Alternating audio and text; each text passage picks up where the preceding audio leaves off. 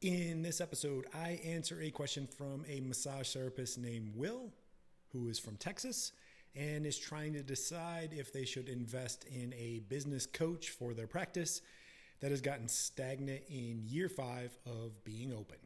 Welcome back to the Soft Tissue Treatment Revolution podcast, where we teach overworked massage therapists a new injury treatment system that eliminates the frustration of not getting consistent results, allowing them to cut their treatment times by at least 50% and easily double their income. If you're new to the show and you have no idea as to who I am, my name is Dr. Matt Maggio, and I got my degree in chiropractic well over 14 years ago, but I've never performed an adjustment in practice and focused my treatments solely on doing quality soft tissue-based work. So essentially, you could say I'm an anti-chiropractic chiropractor. And I do believe that the best and safest treatments in the world to fix injuries and help people get out of pain are soft tissue treatments delivered by world-class massage therapists. Thanks so much for stopping by and checking out the show. All right, so this week's question, just a quick reminder as well, if you have any questions that you want me to cover, please send them in directly. All the information to do that is in the show notes or the description box, wherever you're consuming that. And if I think my question or answer, your question, and my answer can help, I'll be sure to get an episode out to you. So the question this week, as I said, came from Will in Texas. It was, I'm going on year 5 in business, and I've been operating my practice ever since I got out of school. I'm always looking to learn new techniques and get more tools to help my clients feel and function better. I've been stuck lately in practice, and I feel like I'm going through the motions and losing my drive to want to continue to push. I find myself lacking the discipline to do the work that needs to be done, and I feel like I need some type of coach or mentor to help me get going again.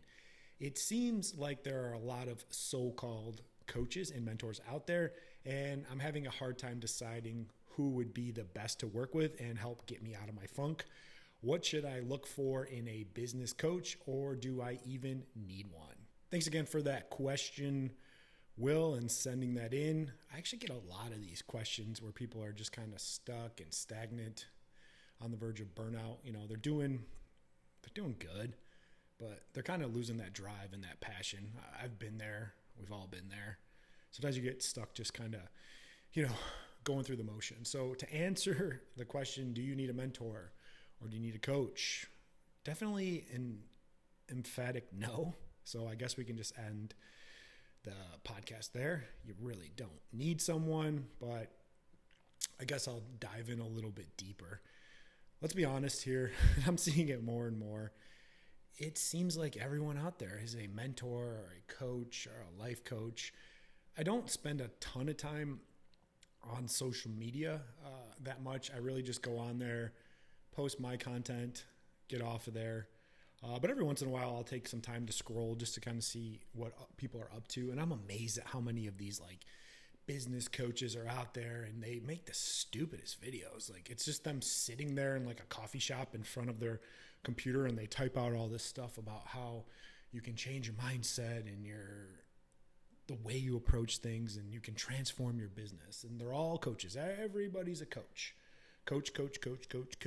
And they all got this new and exciting and proprietary method to help you change what you do. At the end of the day, they're all just selling nonsense. Nobody really knows what they're doing. We can all pretend. Some people do know what they're doing, but most people, especially the ones that are pretending to be coaches on social media, even ones that have been in practice for I look at their pages and they've been in practice for 2 or 3 years, and they're 24 years old, and they think they got it all figured out. I mean, I sound like an old man. I'm 40, but yeah, I'm definitely not going to need advice from someone in year 2 in practice that's 22 years old. But hey, it's the world we live in, the world of the internet. Everyone is an expert online, and you can portray that as well. But most of these people are just completely full of it, and not something you want to invest with in any way, shape, or form. So there's a big topic here too, and I see this a lot, and I struggle with it. I used to struggle with it. I don't struggle with it anymore, is the idea of, do you really need motivation and drive to excel and get where you need to be? Or do you really just need discipline? One of my favorite quotes of all time is by a guy named Jocko Willink. I've talked about it several times on the podcast before. The idea that discipline equals freedom. And when most people hear discipline, they're like, ooh, that sounds scary. That sounds weird, whatever. Essentially for me, discipline is the idea that you do the things that you know you need to do, even on the days you don't feel like doing that. And most people, you know what to do. You know how to execute. You just got to do it. And if you got to pay someone to like get you to do the basics, like don't waste your money. And those people are just stealing your money, and they're just trying to take advantage of, your laziness. At the end of the day, it's just pure laziness. That might hurt to hear. I've been there as well. I thought I could shortcut things and pay the coach to do all these extra things for me, but never really worked. And what I found is I just got to do the basics and show up every day, be consistent, because discipline equals freedom. So is there a time when investing in a coach or mentor might be appropriate? Yeah, I do think there are some people that I would invest with or try to learn with. Number one would be someone that's like trying to teach you how to do something very specific in a specialty, maybe a specialty type of treatment, maybe a specialty type of injury, learning directly from that, because it can really help you stand out in the market. I always say specialists get paid 10 times more than a generalist. So if you're trying to specialize specifically in something, yeah, maybe invest in that. But don't be like one of those technique junkies that's just trying to take a million different certifications and have 10,000 different tools in your tool belt. What else? Maybe they have something unique to bring to the market. Maybe, and I talk about this all the time, and people are like, oh, it doesn't matter if you do it better and faster. Bullshit. It totally matters if you can do it better and faster. If I can fix a problem in 20 minutes that takes another person like 8 visits, I'm immensely better. And if I can get better results as well in a shorter time, I'm better. That's just the flat out truth. And you might not like that, but I don't really care because I'm not really specifically talking to you. So maybe they have something unique to bring to the market, a new way to do things that makes it better and faster.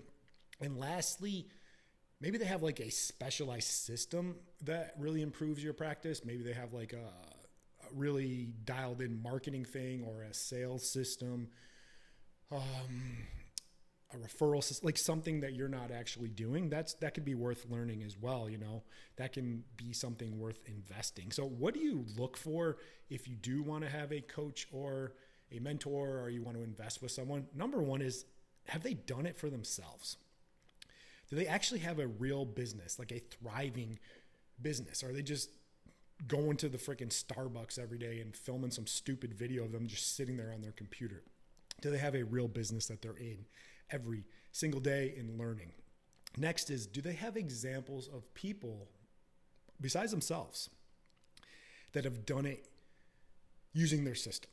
A lot of times people can replicate and do what they want with their own stuff, but they can't teach it to other people. So if they're like, oh, this only works for me, like I wouldn't even bother touching them or working with them, because they're not going to actually help you in any way, shape, or form. Last one, and I think this is so important, and I saw this a lot with a lot of my mentors and coaches when I was first coming up, is, are they still very actively involved in a practice or business?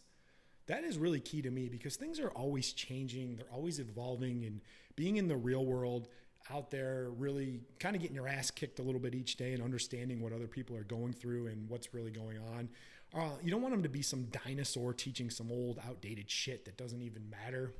And a lot of these people and these instructors or these so-called gurus, they haven't practiced in forever. They have no freaking clue about what's going on. And they'll say dumb shit like, oh, don't worry about marketing. Don't worry about anything like that. It doesn't matter. The times are changing. We're living in a whole different world. So there are certain buzzwords that you want to avoid in their description if they're trying to sell to you, or they want you to invest in their coaching or their training. Number one, if they tell you to shift your mindset. Yeah, just need a mindset shift. Like, shut the fuck up. Like, I hate that.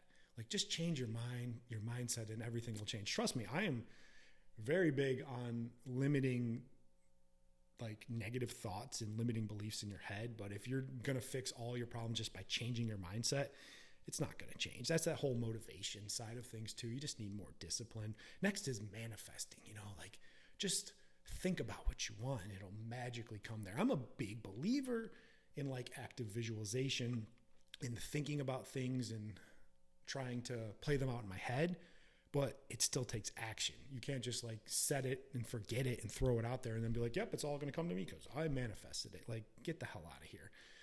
Next is when they say things like self-worth or like self-care or, boundaries and stuff like that. Like, that's all fine and all good if you want to barely get by, barely make any money, struggle. That's fine if you want to have that kind of life. That's perfectly fine.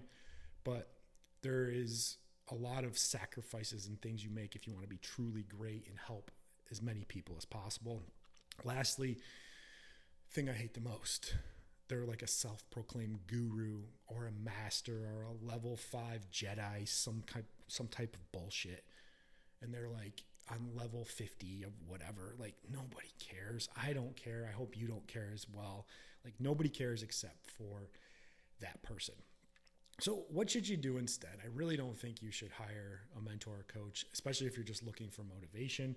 Like I said, if you're looking for like to do something a little different, stand out in the market, have some type of process that's different than everyone else, yeah, maybe invest in a coach. But a lot of that stuff you can learn on your own through YouTube, through podcasts, through books, through Google, all that. It takes work, but at the end of the day, you can do it yourself. You don't need to shell out money to people. So be careful who you take advice from. My rule is I really only take any advice on business or treatment from somebody that is ahead of me, that maybe makes more money than me. Maybe they see more clients. Maybe they get better results. Maybe they've been doing it longer. I don't take advice from people who don't do something that I want to be. And that really goes for like family members. Family members are the worst. They think they're helping, but they usually shit on what you do and they think they know everything. And it's like, hey, Aunt Judy, you're an accountant. I don't need to take your advice on how to run my business or what I should do. Don't listen to those people because at the end of the day, they just want to push you down and they come across as like they want to help you, but they don't want to help you. They don't want to see you shine because you're going to make them feel worse about themselves. Now, there is the one, I know I said I'm anti-mindset. I'm definitely anti-mindset most of the time, but it goes with like getting rid of limiting beliefs. So many people reach out to me and they're like, oh, I want to do what you do. I want to treat faster. I want to treat better. I want to specialize, but that will never work for me. And they convince themselves that it can never work. And I'm like, well, you're right. You're right. Regardless of what you say, if you think it's not going to work, it's not going to work. But if you change your perspectives and like, hey, this can work and this can work and make my life better, make it better for my clients, better for my family across the board, hey, you're in a good place. Next is don't compare yourself to others.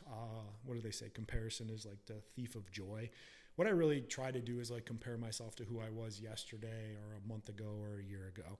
And if you're continuing to see that you're still that same person, that means you're lacking that discipline and you're lacking that drive. If you're really trying to figure out like every day, how can I get motivated to do this? Like, it sucks sometimes. This work sucks sometimes, but it's really important because we're helping people. We're helping people in chronic pain get out of pain.